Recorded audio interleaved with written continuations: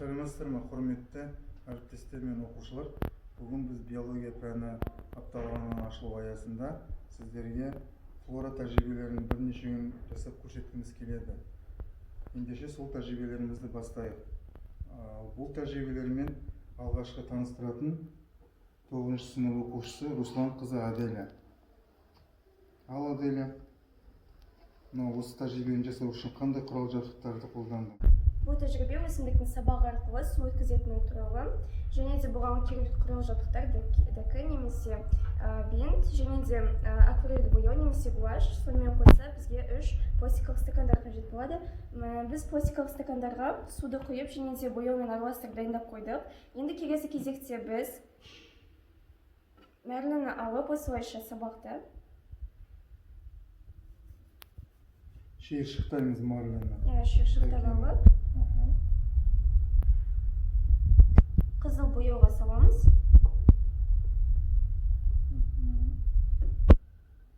Осы.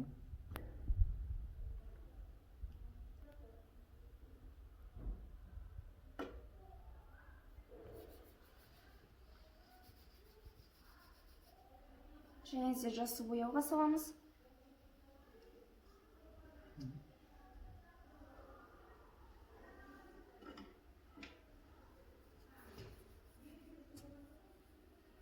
Келесі кезекте көк бояуға саламыз.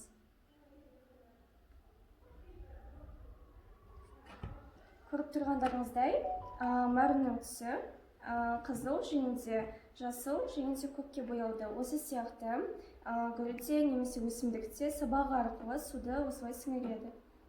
Сонымен бұны қалай айтуға болады ендеше? Өсімдіктің сабағының бойымен судың қозғалуы көрсетіп тұрмын. Көрдіңдер ме? Қызыл түс, жасыл түс, көк. Тамаша. Назарларыңызға рахмет. Құрметті әріптестер мен оқушылар, біздің келесі көрсететін тәжірибеміз барлығымыз білетіндей кез келген өсімдіктің өсуі топырақтың құрамындағы заттарға байланысты. Сондықтан да қазіргі көрсететін тәжірибеміз осы топырақтың құрамын анықтау. Бұл тәжірибемен сіздерді таныстыратын 9 сынып оқушысы Рысқұл Дінислам. Ендеше тәжірибемізді бастайық.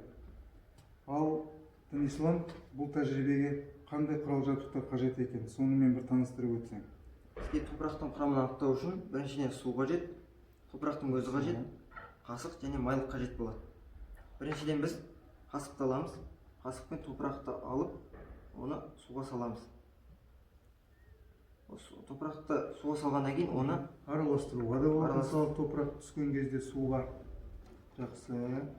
Оны былай шетке қарай қойып қоямыз. Екінші кезекте қолымызға майлықты алып, оған топырақты саламыз.